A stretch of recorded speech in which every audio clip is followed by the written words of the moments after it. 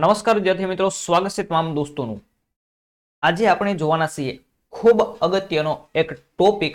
એ પહેલા તમામ દોસ્તોને થેન્ક્સ, કેમ કે મિત્રો આપણી ચેનલની અંદર આજે 1K સબસ્ક્રાઇબ પૂર્ણ થઈ શકે છે, એટલે તમામ દોસ્તોને એક વખત ફરીથી થેન્ક્સ। આવી જ રીતે આપણી ચેનલના વિડીયો જોતા રહો, ચેનલની લિંક શેર કરતા રહો। તમારું દોસ્તો જે મિત્રો તૈયારી કરી રહ્યા છે તેમને વિડીયોની લિંક શેર કરો, તેથી પણ તેમને ઉપયોગી થાય। તો દોસ્તો, આ આપણે આજે જોવાનો છે ટોપિક છે એક આપણો સિલેબસ છે। તમે જોઈ શકો છો આપણો જે નવો સિલેબસ જંગલો, વનસ્પતિ અને વન્યજીવો, તેમાંનો આપણે ટોપિક કયો લીધો છે? તો આપણે ટોપિક મોટા ભાગે કેવા લેતા જોઈએ છે, વિદ્યાર્થીઓને મળતા ન હોય ક્યાંથી। મિત્રો આવું તો જંગલની ઉપયોગિતા છે, ભારતની અંદર જે જંગલોના પ્રકારો છે, આવું તમે વાંચ્યું છે। પરંતુ ગુજરાતના જળ પ્લાવિત વિસ્તારો અને આ જળ પ્લાવિત વિસ્તારોમાંથી તમે કયા કરી નાખ્યા છે? 100% કરી નાખ્યા છે, પરીક્ષાની વાર નથી એટલે કમ્પ્લીટ કર્યા હોય તમે, પરંતુ કેટલા કર્યા છે? 4 કર્યા છે। જેમ કે આપણો મિત્રો ખીજડીયા છે, ત્યાર પછી થોળ છે, વઢવાણા છે, આવી તમે કરી છે જે ખૂબ અગત્યની છે અને આપણી જે જાહેર થયેલ છે। પરંતુ આજે હું તમારા માટે ગુજરાતની જ મિત્રો 20 વેટલેન્ડ છે તે લઈને આવ્યો છું। કેટલી? ગુજરાતની અંદર 20 આવા જળ પ્લાવિત વિસ્તારો આવેલા છે। કયા કયા, કઈ જગ્યાએ આવેલા છે તેની આજે આપણે સચોટ માહિતી મેળવવાના છે। તો નાના એવા વિડીયોની અંદર ખાસ આખો વિડીયો જોવા માટે મિત્રો આગ્રહ રાખજો, કેમ કે આ નાના એવા વિડીયોમાંથી તમને 2 થી 4 માર્ક મળી શકે છે। જો એક પ્રશ્ન પૂછાશે આ વિડીયોમાંથી તો 2 માર્ક મળશે, અને 2 પ્રશ્ન પૂછાશે તો 4 માર્ક મળવાની સંભાવના છે। કેમ કે અહીંયા મિત્રો ગુજરાતના જળ પ્લાવિત વિસ્તારો એવો હેડિંગ પૂછેલું છે, એટલે આપણે ગુજરાતના જે કાંઈ જળ પ્લાવિત વિસ્તારો છે તેને થોડો ઊંડાણપૂર્વક અભ્યાસ કરવો જોઈએ। તો 20 જેટલી ગુજરાતની અંદર આવી વેટલેન્ડ્સ આવેલી છે તેની આપણે માહિતી મેળવીએ। સાથે સાથે શેરના જંગલો પણ આપેલા છે મિત્રો, મેંગ્રોવના જંગલો, તે વિડીયો ન જોયો હોય તો ખાસ આપણી એક ચેનલ છે બીજી મિત્રો, મારું જ્ઞાન, તેની અંદર આપણે આ મેંગ્રોવના વિડીયો સહિત, એટલે કે મેંગ્રોવ કેવો હોય છે, કેવા જંગલો હોય છે, તેના એક મિત્રો તમને એક વિડીયો સ્વરૂપે પણ દર્શાવીને આ મેંગ્રોવની સંપૂર્ણ ડિટેલ આપેલી છે। મેંગ્રોવના 4 પ્રકારો છે મિત્રો, કાળી મેંગ્રોવ, લાલ મેંગ્રોવ, એ રીતે જે પ્રકારો છે તે પણ ભણાવેલા છે। તો ખાસ તે વિડીયો જોઈ લેવા માટે વિનંતી છે। શરૂઆત કરીએ આપણે આ વેટલેન્ડ્સ, ગુજરાતની અંદર આવેલા જળ પ્લાવિત વિસ્તારો। તો ટોટલ મિત્રો કેટલા છે? 20 આવા જળ પ્લાવિત વિસ્તારો છે, અને 20 જળ પ્લાવિત વિસ્તારો આપણે કઈ જગ્યાએ આવેલા છે તેની માહિતી મેળવવાની છે। ખૂબ ડિટેલમાં જવાનું નથી, કેમ કે એકાદું નામ પૂછાઈ જાય તો આપણને ઉપયોગી થવાનું છે। તો જોઈએ દોસ્તો, પ્રથમ નંબર અમીપુરા જળ પ્લાવિત વિસ્તાર। તમે નામ પણ નહીં સાંભળ્યા હોય મિત્ર, જો ચોક્કસ તમે નામ ન સાંભળ્યું હોય અમીપુરા જળ વિસ્તાર, તો એક લાઈક કરી દેજો વિડીયોને, કેમ કે આજે 20 એવી વેટલેન્ડ છે આ વિડીયોની અંદર તમને જોવા મળવાની છે, તે તમે ઘણી વખત નામ પણ ન સાંભળ્યા હોય। તો આ અમીપુરા જળ પ્લાવિત વિસ્તાર છે તે ક્યાં આવેલો છે? આપણે માત્ર આટલી ડિટેલ જોવાના છે 2 લીટીની અંદર। તો કે તે સૌરાષ્ટ્રના ગેડ પંથકમાં આવેલ છે, તે પોરબંદર જિલ્લાના કુતિયાણા તાલુકાના અમીપુરા ગામની બાજુમાં સ્થિત છે। મિત્રો ક્યાં આવેલું છે? તો કે સૌરાષ્ટ્રનો જે ગેડ પંથક છે, આ ગેડ પંથકની અંદર પોરબંદર જિલ્લો છે।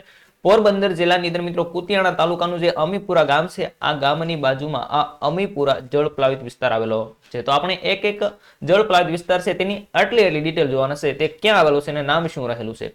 ત્યાર પછી જોઈએ તો કે બજાણા ટુંડી જળ પ્લાવિત વિસ્તાર। મિત્રો બજાણા ટુંડી જળ પ્લાવિત વિસ્તાર, આવું તે ક્યાં આવેલું છે? તમે નામ ચોક્કસ તમે નામ નહીં સાંભળ્યું દોસ્તો, તો કે આ બજાણા જળ ટુંડી વિસ્તાર છે તે સુરેન્દ્રનગર જિલ્લાના પાટડી આવ્યું છે મિત્રો। સુરેન્દ્રનગર જિલ્લાની અંદર આ પાટડીથી 8 કિલોમીટર દૂર આવેલું છે, અને તે ખાસ કરીને ઘુડખર માટે પ્રખ્યાત છે। તો મિત્રો કચ્છ અને સુરેન્દ્રનગરમાંથી ઘુડખર આજુબાજુના બંને વિસ્તારની અંદર માટે વધારે પ્રખ્યાત છે, એટલે આ બજાણા ટુંડી વિસ્તાર છે તે ક્યાં આવેલો છે? સુરેન્દ્રનગરની અંદર પાટડીથી 8 કિમી દૂર આવેલો છે, અને ખાસ કરીને ઘુડખર માટે પ્રખ્યાત છે। ત્યાર પછી જોઈએ તો મિત્રો બરડા સાગર જળ પ્લાવિત વિસ્તાર। જો આ તો તમે કદાચ સાંભળ્યું છે, બરડો ડુંગર છે, બરડા સાગર જળ પ્લાવિત વિસ્તાર, તો આવું હોય એ કદું પૂછાય તો આપણને આવડી જાય, કેમ કે બરડો છે તે પોરબંદરની અંદર મિત્રો આવેલો છે। તો આ બરડા સાગર જળ પ્લાવિત વિસ્તાર છે તે પોરબંદર જિલ્લામાં આવેલો છે, અને ખાસ કરીને બરડા ડુંગર આસપાસનો વિસ્તાર છે ત્યાં તેને આ જળ પ્લાવિત વિસ્તાર જાહેર કરેલો છે। ત્યાર પછી નામ છે દોસ્તો ભાસ્કરપુરા જળ પ્લાવિત વિસ્તાર। આ કંઈક નવું લાગે છે, કેમ કે આવું નામ ન સાંભળ્યું આપણે। તો આ ભાસ્કરપુરા જળ પ્લાવિત વિસ્તાર છે તે સુરેન્દ્રનગર જિલ્લાના વિઠ્ઠલગઢ ગામ નજીક આવેલ છે। ક્યાં આવેલું છે?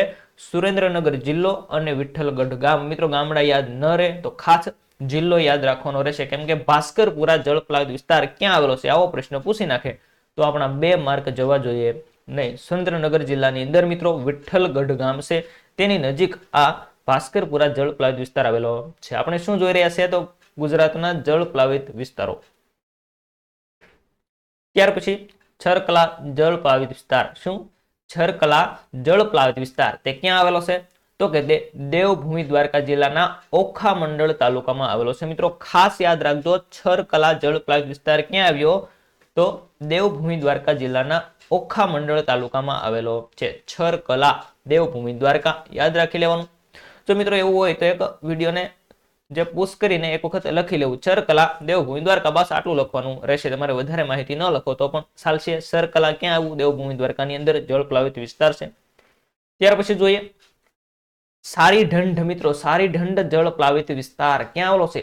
આવું પૂછાય તો આવડે, કેમ કે નામ સાંભળવું હોય. તે કચ્છ જિલ્લાના નખત્રાણા તાલુકામાં આવેલું છે. પરંતુ આવું નહીં પૂછાય તમને કેટલા 20 એક ઓથેન્ટિક બુક છે મિત્રો, વન વિભાગની ઓથેન્ટિક બુક છે. તેની અંદર સંપૂર્ણ ડિટેલ 144 પેજની એ બુક છે.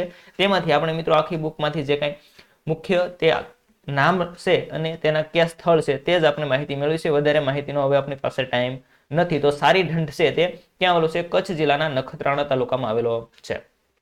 ત્યાર પછીનો જળ પ્લાવિત વિસ્તાર જોઈએ મિત્રો. નવો જળ પ્લાવિત વિસ્તાર છે, તમે નામ ન સાંભળ્યું હોય તેવો ગોસાબારા મોકર સાગર. ગોસાબારા મોકર સાગર જળ પ્લાવિત વિસ્તાર. આવું કેવું નામ? ગોસાબારા મોકર સાગર. આપણે નામ મિત્રો વધારે નથી સાંભળ્યા, એટલા માટે આપણને નવાઈ લાગે છે, કેમ કે આ બધા જાહેર કરેલા છે જળ પ્લાવિત વિસ્તારો. તો ગોસાબારા મોક સાગર જળ પ્લાવિત વિસ્તાર છે તે પોરબંદર જિલ્લામાં આવેલો છે મિત્રો. ક્યાં આવેલો છે? પોરબંદર જિલ્લો, ગોસાબારા મોકર સાગર. ખાસ યાદ રાખજો, પોરબંદર જિલ્લો. ત્યાર પછી જોઈએ હંસબેટ જળ પ્લાવિત વિસ્તાર મિત્રો. હંસબેટ જળ પ્લાવિત વિસ્તાર છે તે ક્યાં આવેલો છે? જોઈએ આપણે તો આ હંસબેટ જળ પ્લાવિત વિસ્તાર છે તે પચ્છમ બેટ મિત્રો કચ્છની અંદર આવેલો છે. ક્યાં આવેલો છે? કચ્છની અંદર મિત્રો પચ્છમ બેટ છે. આ પચ્છમ બેટ ખાતે હંસબેટ જળ પ્લાવિત વિસ્તાર આવેલો છે. આ મિત્રો હંસબેટ છે તેને સુરખાબનગર પણ કહેવામાં આવે છે. ત્યાર પછી આગળ વધીએ. કાજ જળ પ્લાવિત વિસ્તાર મિત્રો 100% પૂછાઈ શકે.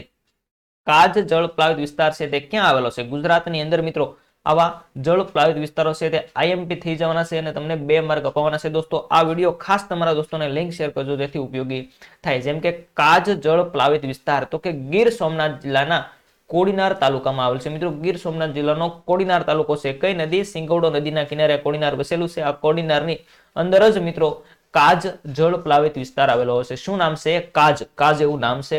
કાજ જળ પ્લાવિત વિસ્તાર, ગીર સોમનાથ જિલ્લો, કોડીનાર તાલુકો, તેની અંદર આ જળ પ્લાવિત વિસ્તાર આવેલો છે. મિત્રો ચોક્કસ એક લાઈક કરી દેજો જો આવા નામ તમે હકીકતમાં નહીં સાંભળ્યા હોય. જો બુક વાંચી હોય તો વાત અલગ છે, પરંતુ આવા નામ તમને અલગ જ લાગવાના છે. કાજ જળ પ્લાવિત વિસ્તાર. કેટલા? ટોટલ 20 જેટલા ગુજરાતની અંદર છે. તો આપણે તમામ જોઈ રહ્યા છીએ દોસ્તો. જોઈએ કનેવાલ જળ પ્લાવિત વિસ્તાર. કનેવાલ જળ પ્લાવિત વિસ્તાર એ ક્યાં આવ્યો? કનેવાલ જળ પ્લાવિત વિસ્તાર તો મિત્રો આ આણંદ જિલ્લામાં આવેલો છે. ક્યાં? કનેવાલ. કનેવાલ આણંદ જિલ્લો. યાદ રાખશું મિત્રો આપણે કનેવાલ જળ પ્લાવિત વિસ્તાર આણંદ જિલ્લો. ત્યાર પછી જોઈએ માત્ર જિલ્લો યાદ રાખવાનો છે દોસ્તો, વધારે ડિટેલ યાદ નહીં રાખવાની, પરંતુ જિલ્લો ચોક્કસ પૂછાઈ શકે. ત્યાર પછી ખીજડીયા જળ પ્લાવિત વિસ્તાર મિત્રો નામ તો આપણે સાંભળ્યું એટલે આપણે આવડતું હોય. ખીજડીયા ક્યાં આવેલું છે? તો કે જામનગરની અંદર આવેલું છે. ખીજડીયા પક્ષી અભયારણ્ય પણ આવેલું છે. એટલા માટે આપણે આ મિત્રો વાંચેલું હોય તો આ યાદ રાખી શકાય કે ખીજડીયા જળ પ્લાવિત વિસ્તાર પણ છે તે ક્યાં આવેલો છે? જામનગરની અંદર આવેલો છે. ત્યાર પછી જોઈએ કુછડી જાવર જળ પ્લાવિત વિસ્તાર. નવું મિત્રો આવ્યું છે કુછડી જાવર જળ પ્લાવિત વિસ્તાર. ક્યાં આવ્યો? મોટા ભાગે મિત્રો જો કોઈ તુક્કો લગાડવો હોય, સાવ ખોટો ન પડવો હોય તો એકાદું પોરબંદર જિલ્લો હોય તો પસંદ કરી નાખવાનો, કેમ કે પોરબંદર જિલ્લાની અંદર ઘણા બધા જળ પ્લાવિત વિસ્તારો આવેલા છે. આપણે અગાઉ પણ જોયા અને આજ તમે જોઈ શકો છો કુછડી જાવર જળ પ્લાવિત વિસ્તાર તે ક્યાં આવેલો છે? તો પોરબંદર જિલ્લાની અંદર આવેલો છે. કુછડી જાવર મિત્રો યાદ રાખજો, કુછડી જાવર પોરબંદર જિલ્લો. ત્યાર પછી જોઈએ કુંભારવાડા. આ તો મિત્રો તૈયારી કરતા વિદ્યાર્થીઓ ક્યાં? તો કે ભાવનગર જિલ્લાની અંદર તૈયારી કરતા હોય તેમને ખાસ આવડતું હોય, કેમ કે કુંભારવાડા મિત્રો વિસ્તાર છે ખૂબ જાણીતો ભાવનગરની અંદર. તો કુંભારવાડા જળ પ્લાવિત વિસ્તાર છે તે ક્યાં આવેલો છે? તો કે ભાવનગર જિલ્લાની અંદર આવેલો છે. કુંભારવાડા મિત્રો ભાવનગર જિલ્લો. ત્યાર પછી નળ સરોવર જળ પ્લાવિત વિસ્તાર મિત્રો આવડતું હોય બધાને, કેમ કે જાણીતું છે. તો કે નળ સરોવર છે તે થોડો અમદાવાદનો ભાગ અને થોડો સુરેન્દ્રનગરનો ભાગ, આ બંને જિલ્લાની અંદર થોડો થોડો વિસ્તાર છે તે નળ સરોવરનો આવેલો છે. અહીંયા મિત્રો પ્રોપર જે તાલુકાઓ પણ છે લીધા છે આવેલા છે, પરંતુ આપણે તાલુકા અહીંયા લીધેલા નથી, જિલ્લાનો સમાવેશ કર્યો છે. જેમ કે અમદાવાદ, અને સુરેન્દ્રનગર આ બંનેનો થોડો થોડો વિસ્તાર છે તે આ નળ સરોવર રોકે છે. ત્યાર પછી જોઈએ દોસ્તો નંદાબેટ જળ પ્લાવિત વિસ્તાર. કેવું નામ છે? નંદાબેટ. નવું યાદ રાખવાનું છે. નંદાબેટ તે ક્યાં આવેલું છે? તો કે કચ્છના રાપર તાલુકાના નંદા ગામમાં આવેલું છે. ક્યાં આવેલું છે? ગામનું નામ જ નંદા છે મિત્રો. ક્યાં એવું? કચ્છનો રાપર તાલુકો છે તેની અંદર આ નંદા ગામ આવેલું છે અને નંદા ગામની અંદર જ નંદાબેટ જળ પ્લાવિત વિસ્તાર આવેલો છે. ખાસ યાદ રાખશું. ક્યાં? કચ્છ જિલ્લો નંદાબેટ. ત્યાર પછી નારદા જળ પ્લાવિત વિસ્તાર મિત્રો. નારદા જળ પ્લાવિત વિસ્તાર નવું આવ્યું. નારદા જળ પ્લાવિત વિસ્તાર ખાસ પૂછાઈ શકે તો કે નારદા જળ પ્લાવિત વિસ્તાર છે તે ખેડા જિલ્લામાં આવેલો છે. ક્યાં આવેલો છે?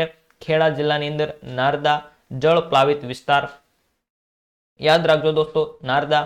ત્યાર પછી જોઈએ પરિયેજ જળ પ્લાવિત વિસ્તાર. પરિયેજ જળ પ્લાવિત વિસ્તાર ક્યાં આવેલો છે?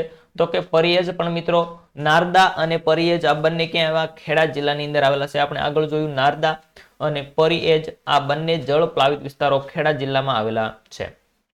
ત્યાર પછી જોઈએ પોરબંદર પક્ષી અભયારણ્ય જળ પ્લાવિત વિસ્તાર મિત્રો. પોરબંદર પક્ષી અભયારણ્ય તો બધાને આવડતું હોય કેમ કે પોરબંદર તો પોરબંદર જિલ્લાની અંદર આવેલું હોય. તો આવી રીતે ખાસ અગત્યના આપણે જળ પ્લાવિત વિસ્તાર જોઈ રહ્યા છીએ. ત્યાર પછી થોળ જળ પ્લાવિત વિસ્તાર. થોળ જળ પ્લાવિત વિસ્તાર ક્યાં આવ્યો?